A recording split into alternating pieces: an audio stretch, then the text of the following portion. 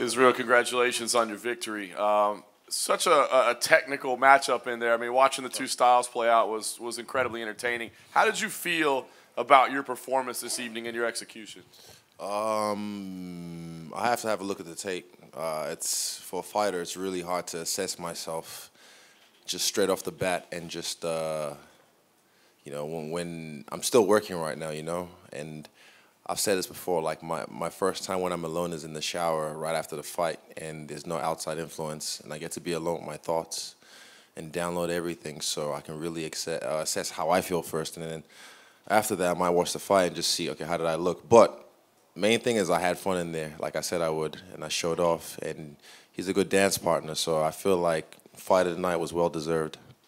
No doubt about it. Talk about your emotions. I mean, we saw you get a little choked up at the weigh-ins, of course, and, you know, this is somebody you admit that early on you patterned yourself after, so... Why do they fill these up? It's silly. It's annoying. I just feel like, what, props? Because I'm trying to have a drink. Oh, water's good, though. Anyway, carry on. Yeah. No, but give me your emotions. Now that you've got this in the bag, you know, you've got the victory, this was an emotional opportunity, a big opportunity for you. What is the feeling like for you right now? Feeling. The best way I could describe it was like being in a twilight zone. So when I get to download my thoughts alone, then I can kind of like, oh. But one thing is that was cool. That was cool as fuck. Like, just, even when he caught one of my kicks, and I knew he was trying to catch it. And, like, I tripped. And as I was getting back up, I was like, all right, here comes the flying knee. I've seen this many times. And I just slid to the left. And I was like, I've seen this too many. And he tried so many tricks that I've seen. Even when I made him faint and he'd react like, you know, like, say, example, if he react with his hands out, then he'd just bring it back and do the hand kung fu shit. And I'm like, my man, I've seen these too many times. Even like UFC 112, Abu Dhabi with Damian Maia. He's trying to bait him to strike. Like, come on, throw your biggest shot. So he put his hands down and... like, even put us back against the fence. That's how Bisping got caught with an up kick. I'm not stupid, you know. I don't think I look stupid, but I'm smarter than I look. But, yeah, hands down, getting punched in the face with some measly strikes, and they expected me to throw a big one. Like, oh, I'm like, dude, it was cool. It was cool, just a cool experience. And I said after the fight, everyone else plays it on EA Sports, and I get to play it in real life with the real dudes. So I win. And last thing for me, I mean, this was a very crazy day with the way that everything unfolded. I mean, you had this kind of 2019 year mapped out for yourself. What do you think should happen now? I mean, we got to wait and see what's going on with Rob, but, I mean, do you feel like you should jump ahead of Kelvin Gastelum now? Do you feel, I mean, what do you think should happen next for you, especially as it relates to the title situation? I'll put it this way, 3 ways. First, in the short term, a shower. I really, really want to just be alone with my thoughts. Secondly, well, if you look at the YouTube, even just the numbers itself, like the official countdown on YouTube, last I checked, it was like 300,000 views. Rob's on was like 300,000 views with Kelvin. And me and Anderson, I'm pretty sure our one would have been past 1 million by now, 1 million views. So we've known who the people wanted to see for so long. And even Rob said he didn't care. Good. Now the pay-per-view points, where do they go? What happens to them? I'm just wondering. Just maybe I have to sit down with Dana and Mick and talk, because that's a lot of money being left on the table, and it just stays in the hand of the dealer when I've done my bit. I showed up to work. You know, unfortunately, it was out of Rob's hands. It wasn't in his control. The controller was in player one's hand, and I showed up to work today. I clocked in. I came in early to watch Shane and Kai do battle, and then I'm staying late so I can, you know, do all this stuff as well. So I'm working my ass off, and I feel like, man, I don't know what the buy rates are, because it wasn't really my main event. It wasn't really my shit. They put me in the fucking regular hotel. I didn't get the main event suite either, so shower's not that big. But, you know, the pay-per-view points, in the medium term, I'm looking at those like, what happens to them? Maybe me and Anderson can split those, because we put on a good show. We go fight of the night. And that's a lot of money being left on the table. So we'll see what happens with that. And in the long term, I'm the #1 contender. I'm the guy fighting for the belt. Or I don't care. Kelvin or Rob, whoever it is, I'm fighting for the belt. Whoever has the belt, because I see Kelvin walking around with that belt, and I don't know who gave it to him or if he got on the stool to get, I don't know, whatever. Like, just, I'm fighting for the belt next. That's all I know. I did my job. I showed up to work. Just curious, Israel, obviously Dana White's in town. Do you have any plans to catch up with him before he goes back over to the States after your fight? We always bump into each other in the most odd places. So, yeah, it'll happen again. Destiny. This whole week's just been destiny. I was destined to be the main event, you know, so, yeah. And I'll bump into him somewhere, someplace, and we'll probably talk shop a little bit, but, yeah, we'll see. And I'm just curious, could you talk us through how you found out you'd be main eventing the card? Where were you? What time was it? And what went through your mind when you realized you're the official main event? I woke up just before 8 a.m., even before my alarm. I woke up and a minute later the alarm went off. And I closed it off and I saw my family Viber. My family has a Viber page that we just, group chat. And my dad posted Rob's out. And I was like, wait, what? And I clicked onto it and there was a screenshot on Instagram. So I hit Instagram straight away and I was like, man, that must suck. For me as a fighter, I just knew, everything aside, I knew as a fighter, like, fuck, he would be killing himself. Like, fuck, it's so close. You get so close and it just gets ripped away from you. And even for Calvin, sucks for him as well because, come all this way, work so hard. Think about it this way. If you're a chick and you were the guy, you stop flirting for so long, and then he comes in like 2 minutes, or doesn't come at all. I don't know, whatever. But, yeah, it just sucks. Anticlimax. The biggest anticlimax for them. So, yeah. But that's not my problem. Like I said, I came to work early, and I worked. And I'm staying late, and, yeah. Just last one from me. Kai, Shane, and yourself pick up wins on the same card. City Kickboxing having an amazing showing, Coach Huge, everybody talking about him as one of the best coaches out there. What does it mean for you to not only just pick up a win like this over a guy like Anderson Silva, but do it with your team? How does that feel? We were in the trenches together, us three. We were in the trenches together, working hard, working our asses off for so long. So, yeah, the fact that we all got to win, just it's history in the making, us three. And it puts NZMMA, Australasia MMA on the map. And even for me, I found out, like in Nigeria, they were playing this live on a satellite that I used to watch as a kid, DSTV. So, yeah, that's cool. This is crazy. For me, I'm still in the twilight zone. I'm just like, wow. As Anderson would say, wow. But, yeah, Yeah, I really want to go have a shower so I can think about this properly. Hey, Zero, just before you go and take a shower, just wondering, obviously this whole storyline here was the younger fighter versus, the legend, and afterwards it was pretty emotional for the both of you. Did this feel like a passing of the torch to you at the end of it? Yeah, I said it. This is the end of this is the end of the first movie or the first documentary where I get to fight the guy that brought me into the game, and even he said, he's so crafty. Even at the wins, it's like, for me to do this one more time. Many fighters have said it before, I'm done with this, and then they come back. So he wants to have one more fight in Curitiba, and I'm like, yeah, that's cool. He gets to have one more fight, and I get to be a fan and watch that. Or a stan, because I've always been a stan regardless, for Anderson Silva. But, yeah, it was cool. The best way I can describe it is just being cool, sharing space with him, playing games with him.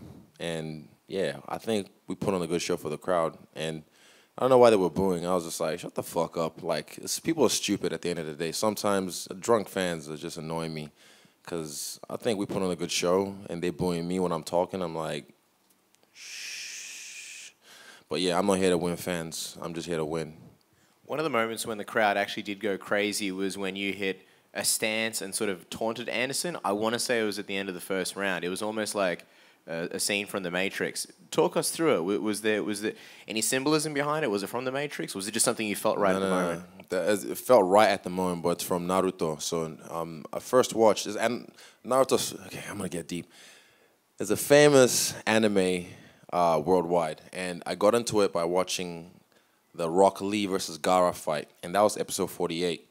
And eventually, a year and a bit later, I started watching the series. So even at the weigh-ins, when I hit the Rock Lee stance, that was the one I hit he stood there with his arms folded like Gara, and I don't even think he knows who Gara is.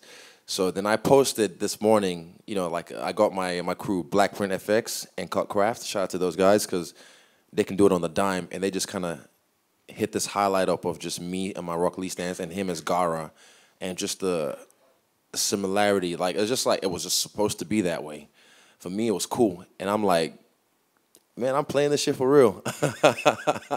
And I can't remember what the sequence was at the end of the first round, but something happened and he missed. And I don't know. I can't remember. I have to watch it. I have to see it properly, and then. But I know it looked cool. It looked cool. That's what. And it's those moments for me. It's, like I said, this was my title fight. I got to beat the guy that took me into the, you know, inspired me to get into the shit. But moments like that, like I'm sure I've seen a picture already with me standing there with that stance, him right there, or there'll be more. Those little moments in time, the photos, the videos, like that. I like those, and yeah, I won't say I live for those, but I like to collect those moments, and that was a cool moment for me. I now want to take a shower, so I'll combine the next two.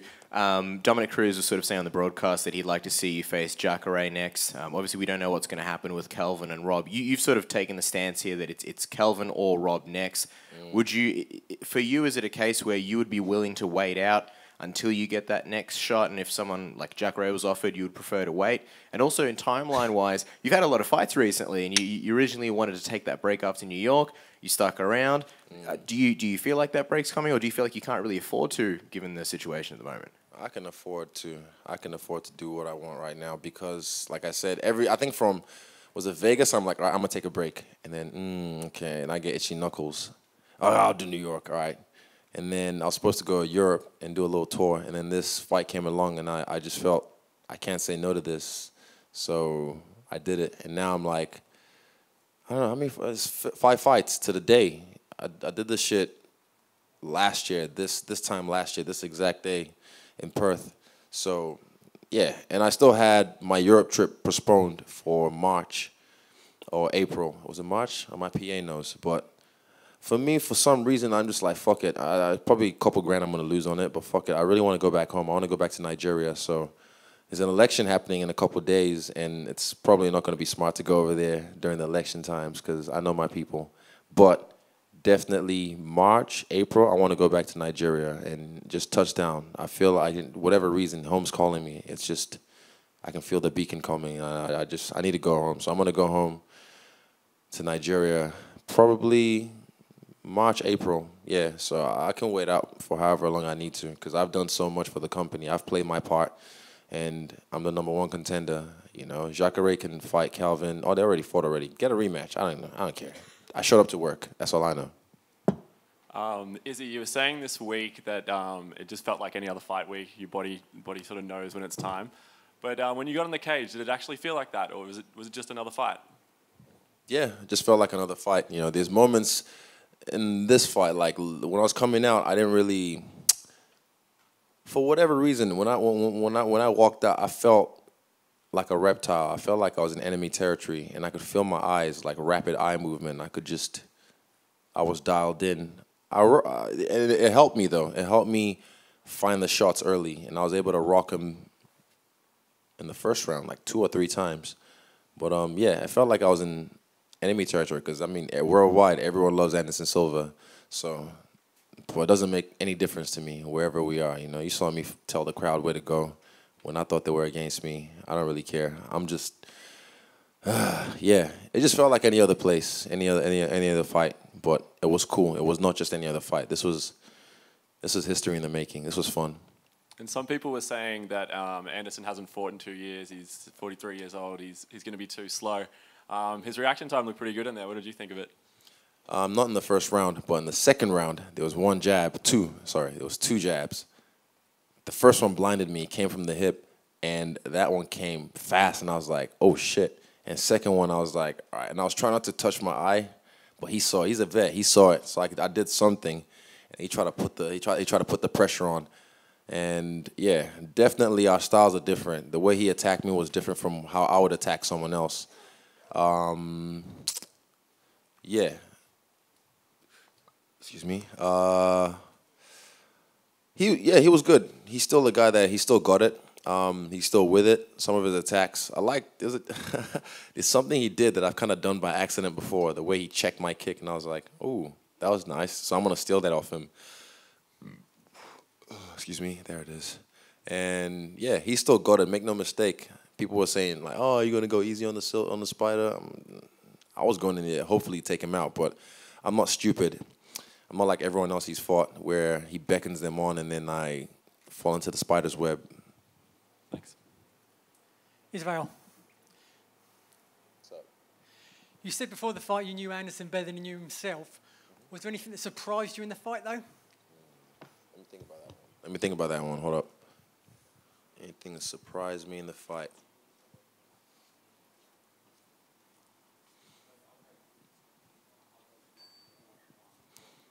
That jab came really fast. In the second round, that was surprising because it made me have to get on my bike. But yeah, that was about it. But everything else, like I was able to read when he called me on, when he put his hands down, telling me to hit him. I'm not stupid. I've seen so many people fall for his tricks. So I wasn't gonna fall for his tricks again. Lastly, you hinted before the fight as well that you might go in the octagon after the main event. Man, that was the plan with me and Dana. So after Rob and Kelvin would have fought, I said, what happens is I come back out. Not like DC and Brock Lesnar on some like, oh, I'm going to push you and whoa, you know, like some fake WWE shit. I just wanted to stand there and hopefully if Rob won and just face off for like 30 seconds intensely. And I felt like that would have set that place on fire. That would have just hyped up the next fight straight away if he wasn't too hurt, you know, because it could have been a war. Kelvin's no joke, so yeah. That was the plan, but unfortunately, variables happened, and I was the main event, so, I mean, those pay-per-view points got to go somewhere. So, yeah, we'll see. Israel. Israel, congratulations on the fight. First off, who's your favorite Naruto character? I'm also a big fan. Rock Lee, just because of that first fight. And definitely he's going to go on my calf, on the back of my calf as a character. I've got Toph on my forearm from Avatar. So, yeah, Rock Lee's my favorite. And I like him because he works so hard because obviously he's a taijutsu specialist, everything physical because he doesn't have any ninjutsu. So I like the way he works. I love his ninja way. I love the way he I like the story behind him. And I like it when he gets drunk and uses the drunken fist. That's cool. So I respect that. Thanks, bro. And you fought some of the best strikers in the world. How does Anderson Silva compare to the other fighters you're fighting in kickboxing and Thai boxing? As a striker, definitely one of the best. He could definitely do kickboxing if he wanted to. I've seen it too many times. Like a lot of the stuff, even the bounce, when he started to decide, I want to attack now. I'm like, oh, he's about to attack. All right, get ready. Switch back to and I could listen to my corner as well, and I could hear what they were saying, and it was clear as day. So, yeah, I saw his leg after the fight was bruised up from the leg kicks, but he didn't show it. He didn't show it at all. Yeah, he's just a legend in this game, a living legend. You can't take anything away from that. Izzy, you're known as the Black Kiwi, mate, up the back here. And you've spoken about Nigeria and going home. UFC's never been to Africa. Maybe that's something that you might want to look into. What do you think about that? Me and Dana talked about a lot of things in that room for about 40 minutes. That came up as well. And like I said, DSTV put the fight on live. My dad was getting calls and texts while he was watching the fight, you know, of people like, you know, giving him props, giving us props. So, and I've said this as well, I'm the runt of my people. I am the runt of my people. If you take the football away from some kid and you give him like skills of wrestling, jiu-jitsu, we already have good boxers, maybe some kickboxing or whatever. Man, Africans are crazy, and with them also with limited resources as well in some of those areas. So that's definitely something that's going to happen in 2020 or 2021. It might be in South Africa first. It doesn't have to be Nigeria first, but South Africa already have ESC. Hey, brother, XA, what time, XA? I see the boy in the back there. I'm just talking to the brother in the back. We're just chilling. Yeah, EFC is already in South Africa as an established promotion. I was supposed to fight on there once at one point, but it fell through back in the day. But yeah, Cape Town, UFC Cape Town would be cool. Joburg, even it'd be it'll be awesome. It'll be awesome just to have like some rumble in the jungle type shit, you know? Hey, Israel, right here. Congratulations on your fight.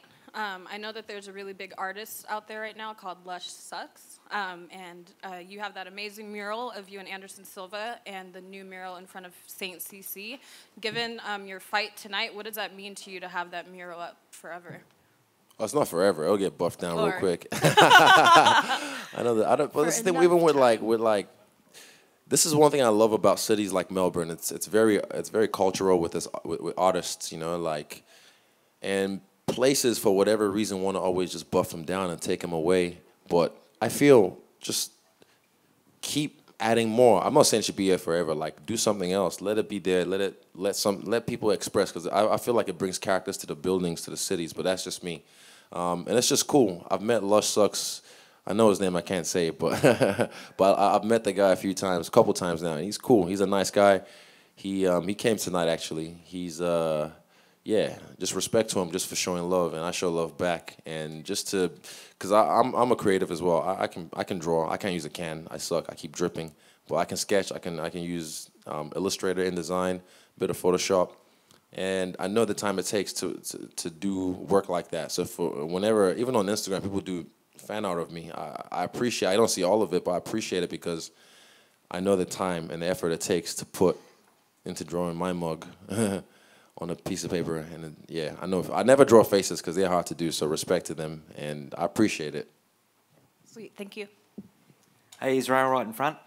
Something you might have not noticed, you mentioned about the fans booing you after you were speaking, but something was on the big screen. It was actually Kelvin Gastelum on the big screen wearing Henry Cejudo's belt that he borrowed, so they were more booing him than you. There was a lot of support for Anderson Silva in the house. I don't care. But for me, when I was talking, I just heard boos. I was like, what the fuck? Yeah. What the fuck are you booing? They were booing Kelvin. Yeah. Oh, well. There you go. But what do you call it? What's the thing? Casualties. Yeah. They're all casualties at the end of the day. Trust me, they can turn on me, so it doesn't matter. Like, I don't, like, individually, one-on-one, we can be cool, but I know people in the group have a tendency to just get stupid. I've seen it happen too many times, and even last time, not last time, but I think I was here for Rousey home, and I saw how things changed after she got knocked out, and people just straight away turned on her. So that could have easily been me tonight. People, they wait for you. They want to build you up so they can let you fall. And it's weird. It's a weird thing with humans, but whatevs. I don't care. Boo me, cheer me, whatever. I'm still going to be here. You mentioned that you didn't know where he got the belt or borrowed the belt. Again, it was Henry Cejudo's. But what are your thoughts on him wearing the belt all day, and his comments basically saying that he's the champ now by forfeit? What are your thoughts on that? This ain't wrestling. This ain't high school wrestling. This is MMA. This is the UFC. So those rules don't apply here. But let me see. I don't know. He has a point. He does have a point. But I think sit it out, fight Rob, and then the winner can fight me. As a fan, who do you think Anderson should fight next? Okay, he said Nick Diaz, but we've seen that. I don't want to see that again. Let me think. You guys have time. Hold up. Let me think.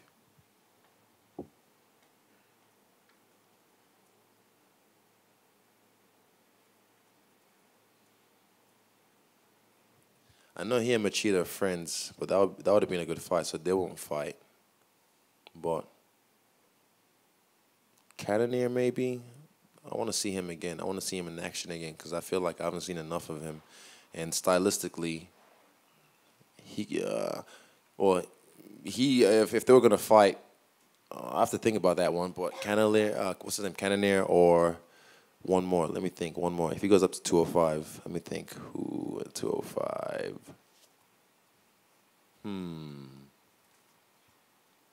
I have to think about the last one, but either Cannonier or Machida. If But I think, is Machida still in the UFC? Oh, damn it. Scott Coker. Not jokes. But, yeah, either one. I don't know. Anderson can do whatever he wants. He's cool. And just a final one from me. Again, we learned in this this presser that that Anderson's going to spend a few more days and possibly go swimming with the sharks. Is it something that you might want to do with him? He already swam with a shark tonight inside the cage. But, yeah, he can do whatever he wants. He can go swim with the sharks, fly with the birds, wrestle with an alligator, whatever. Me, I'm just going to go have a shower. That's the first thing on my mind. Really, really, really want to go let that water run over me. Well, have a good one again. Thanks again. Easy. That's it, guys. Thank you so much. Shankui, good work, team. Yay. Shut up, Jeff.